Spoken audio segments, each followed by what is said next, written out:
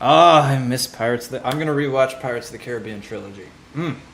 I have been on a rampage of classic films lately. All right, so, dude, recently after I watched Aquaman 2, I didn't finish it. It was ass movie.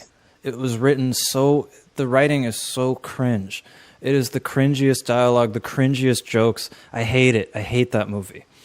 So what I did was, I'm like, man, screw this crap, these modern crappy ass films. I'm gonna go to the good stuff. So what I did was I rewatched the Lord of the Rings trilogy. Nice. Oh my god. I rewatched Ryan. Oh my god. Spider-Man films. Hey, I'm gonna do that soon.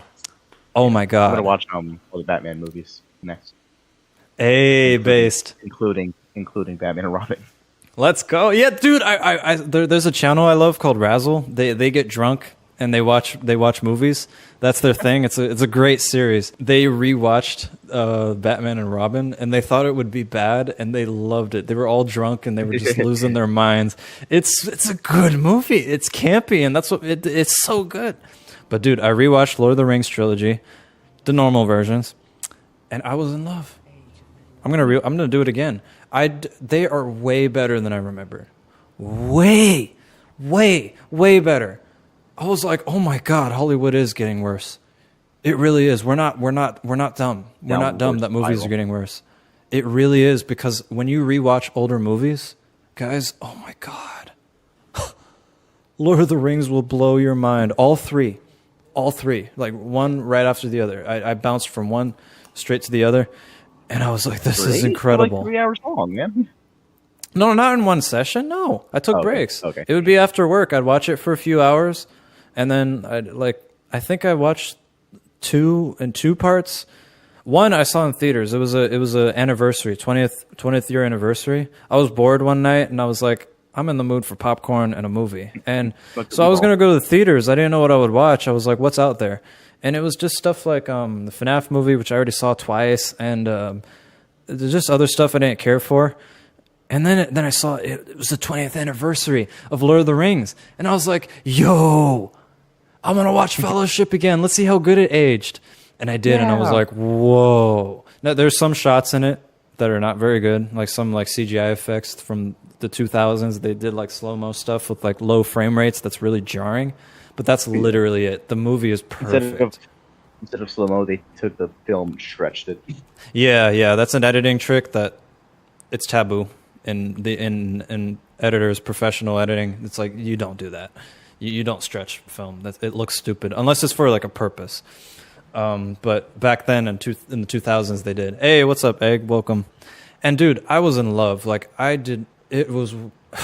I would say Lord of the Rings trilogy is one of those films that ages like wine. It just gets better and better over the decades. It just gets better and better. It's just, oh my god. I was crying, dude. When Samwise was encouraging Frodo to keep going and he was just such a good friend, I was crying, man. I was like, this is beautiful. The films aren't like this anymore. They're all political now. They're emasculating men.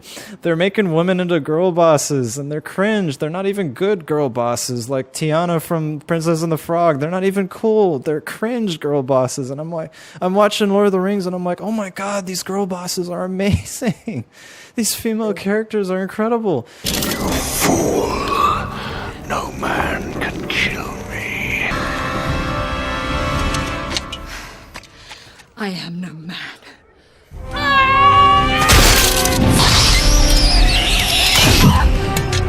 Incredible. Sam and Frodo are heroes. And then Aragorn. Oh my god. Oh my god. The perfect man.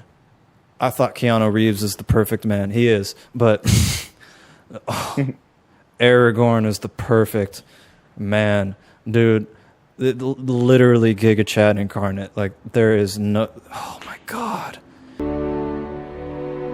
My friends.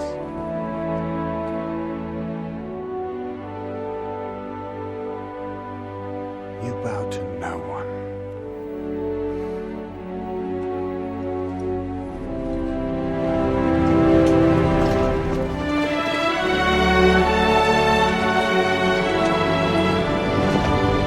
And yeah, Noah, Sam is the real hero. But when I was rewatching, I'm gonna make this into a video. This is a good tangent. I like this. Panda, feel free to contribute. I'll title it something like, I don't know, ranting about Lord of the Rings. Who knows? Who knows? Bruh. Oh my god. Dude, Frodo is a hero too. Here, I'm going to play some Hobbit music. No, not Hobbit. Lord of the Rings music. The Hobbit's okay. I should rewatch that next, but I'm probably not going to like it.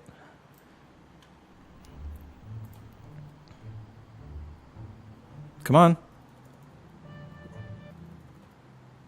Come on. Oh. Oh. Oh my god. Oh my god. The score, I have become a musician as of late, obviously. And this, opportunity, preservation, salvation, subjugates triumphance, defiant trepidation. The upended will live out its namesake and you will drown, flipping you and your entire world upside down. This fight. Oh my god, dude. Dude, so what I love about Lord of the Rings that I didn't catch before, I'm a lot smarter and a lot wiser now than I was when I was 10, when I saw it the last time. Oh my god, it's so deep. There's so much to it, man. You know, you got... So what I noticed was there's a lot of Catholic Christian imagery, because Tolkien was Catholic, I believe, but Tolkien has said that Lord of the Rings is not based off of experience in World War I, but dude, it is.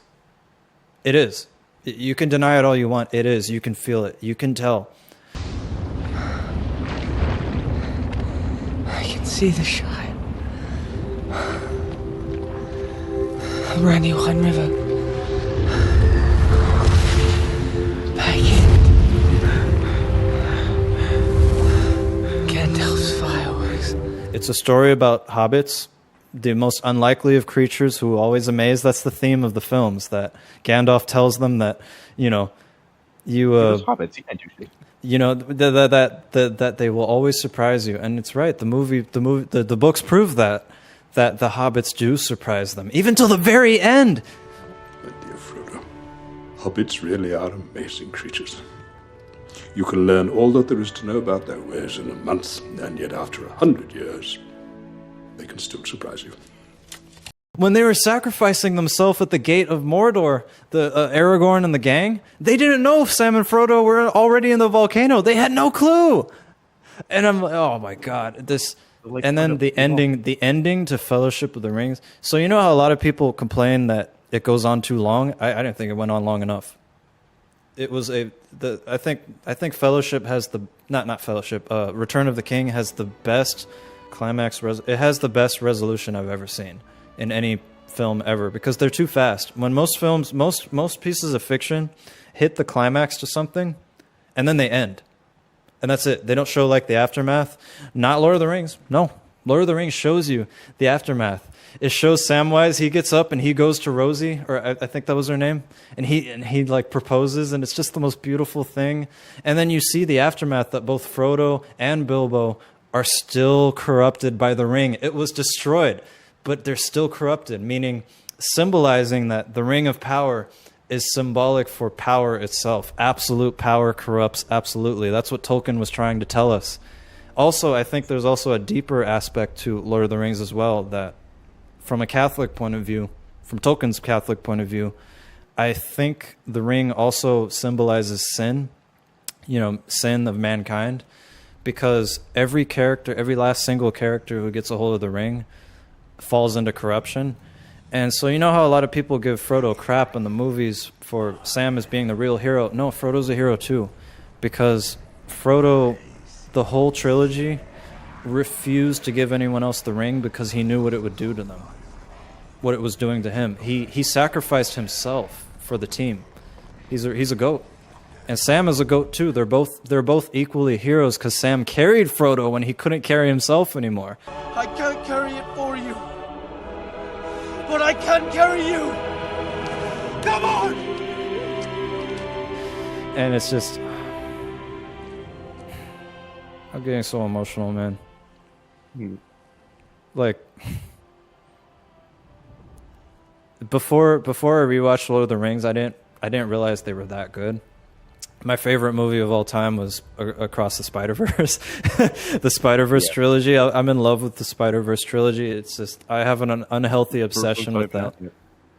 And I also like Hacksaw Ridge.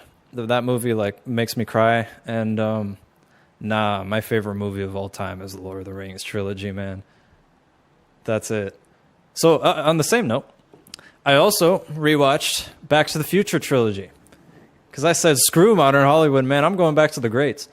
And oh my God, it's amazing. I don't think I've smiled harder an entire runtime of a movie ever than those 3 movies. I was smiling so wide. Oh my God. They are so fun. They're Doc and Marty and Biff. Biff has got the funniest bully name ever. And the funniest villain I've ever seen. Like, I think I'm going to do a tier ranking video for my new second channel. I've had a second channel. It's a backup to Aksula or Aksula 1, but I'm going to embrace my Aksula channel to talk about movies and talk about films, and this is going to be one of the videos. And hello. Hey. Talking about Lord of the Rings. Audible. Oh, that's so true. Oh, hey, my shut God. my earbuds. I'm gonna cry. I'm gonna cry. Hold on, let me read what Ark read. Bilbo's the GOAT. I agree. In The Hobbit, both the book and the movies, he's the GOAT. That's why he held out that Gollum could go back to being good too. Exactly. So a lot of people, a lot of critics, a lot of fans give Frodo a lot of crap for taking Gollum's side, which is all, but it's not his fault. He had the Ring of Power, sin incarnate, power incarnate. I believe Tolkien's intention, because he experienced war and he experienced fascism and what power does to people in person. He saw it in real time, being in World War I. He wrote the ring to be a symbolic representation of absolute power corrupting absolutely. That's why it's called the Ring of Power. And so Frodo knew that. He figured it out because he saw what it did to us. Is Bilbo his grandfather or uncle? I forgot. I don't remember. But anyways, he's related to Bilbo. He saw what it did to Bilbo. He's old as shit. He would be his grandfather, right? I don't know. Can't remember. I forgot what it was, but they're related. They're also royalty, I think, according to the books. I got to read the books, dude. I got to read the books. I got to read the source material. It's probably even better. I can't read, I got to do it. I'll probably do it at work. I'll probably listen to an audio reading. Oh, I got to finish 1984 too. I've been checking out 1984. That's a true horror story right there. Get out of here with Stephen King's It or like Pet Sematary or Edgar Allan Poe or any of that stuff. That's not horror. I mean, it is, but that's not scary. 1984. That's I don't know. Real horror. The chapters where the losers clubs are doing the thing in the sewers, Oh, Ugh, I know what you're talking about. Yeah. Yeah. I don't know. Stephen That's King is scary. Stephen King's the true horror story. Stephen dude. King's a demonic dude, man. Stephen King is a demonic man. Tell your author for his next gangbang scene, how about a little more PG and a lot less 13? Literally He 1984. loves cocaine. What can you say? I love but cocaine too. but I bro, suppose. like you tap into the spiritual realm when you take like hard drugs, and demons were talking to him and influencing him, and he was all over it. Anyways, I'm not going to get spiritual on you guys. I'm a very spiritual Demons person. made him do it. No, they didn't make them. They don't make us do anything. They give us ideas. Wait, They inspire us. is my mic fine? Yeah, you sound good. Nice. Bilbo was his uncle, but he kind of adopted. Ah, yes, thank you, uncle. I knew it was something. Anyway, oh, sorry, Ark, I forgot to finish what you were. I was so emotional. That's why he held out on Gollum could go back to being good too. He had to believe that he could go back to normal once he was out of it, and never got to see Sméagol's redemption play out. That's right. And he would have never played out, because the proof of that is the fact that after the war, after the ring was destroyed and Mordor was taken down, Frodo and Bilbo were still permanently scarred by the ring. They were both permanently scarred by it. And you can tell by that scene where Bilbo's leaning on Frodo's shoulder, and he says, yeah, you know, whatever happened to that ring? Oh, don't have it anymore. I just wish I could hold it one last time. I'm like, holy shit, Tolkien, you're a genius. Like, dude, you are a mastermind. Like that scene. He knows what he was talking about. That power corrupts, and so even a little bit of power corrupts, and even if that power is gone for good, it still corrupts. It's still there, and that's why in the end of Return of the King, I don't know where Frodo went because the movie doesn't explain, but he separated from the Shire with Gandalf, and it was probably for the best because he's never going to be the same again. And that's why I personally believe Frodo is just as much of a hero as Samwise, because he took on the burden of the ring and what it does to people and does to their hearts, and he didn't want to give that to Sam. Sam took the bulk. Sam was the strength of the group. He was the encouragement. Come on, Mr. Frodo, let's do this. God, I love Sam. The actor they chose for Sam, he's the best. The casting in Lord of the Rings is like immaculate casting. Every last character was immaculately cast, from Aragorn to the Gollum game's better. Gimli. Sorry. Like Gollum was a good actor too. Like he was really good at doing the split personality No, the disorder. Gollum games, dude. Oh, Series ever. I don't know about that. I don't know about that, gang. Wonderful. They beat the movies out, dude. I don't know about that, man. Entirely. But God. But no, I actually Raptor, played yeah. it. 1980, It's aside from the memes, and I love the memes of 1984, they're freaking hilarious. I especially love it when me and my old friend Blank, but I miss you, Blank. You're a great dude. He's part of the Discord crew that hates me. We would joke. We would say that we would say shitpost stuff like literally George Orwell. Literally 1984. But no, I've been studying George Orwell a lot lately because I see a lot of similarities between 1984 and today's society. There is some very concerning similarities with the thought police and the yeah, there's a lot of that. Like cancel culture reminds me a lot of the Ministry of Truth in 1984, and that's not a good thing. And yeah, so that's why I think 1984 is like that's probably the greatest horror novel of all time. And it's not even horror. It's so scary that it goes above the horror genre. But God damn it, man, let me listen to this. The reason I'm not playing it is because I don't know if it's copyright.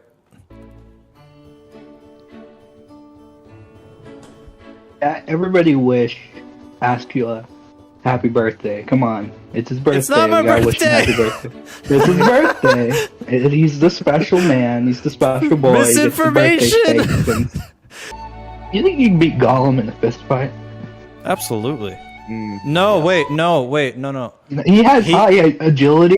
He could probably dodge. He kind of wrecked Frodo in the end there, but when he bit off his like fingers. small. He's small. He's like a spider crawling all over. No, I don't know, man. You'd have to like really like put it. You'd have to have a knife. I think if you get him. the drop on him, like you're really quiet, maybe If you pull out the Glock, you'll be fine. But if you have like a machete on you, but a fist fight, oh, I don't know. Gollum, I don't think he's even for like a tall normal human, like like Frodo and Sam are like 4 feet tall, obviously, but like even for a normal human like Aragorn. Even like for Aragorn, no, I think he would put up a good fight. I think he would, just based off. No. I rewatched the movies. I know what I'm talking about. You can tell from the choreography. I see the movies too. When was the last time? Aragorn is a trained warrior. True. Aragorn is a king, and he is the perfect man. No he is the muscle perfect. mass. Oh, have you played the Shadow of Mordor games? They're really good. Do you wear wigs? No, I do not. Have you worn wigs? No, I have not. Will you wear wigs? Maybe. When will you wear wigs?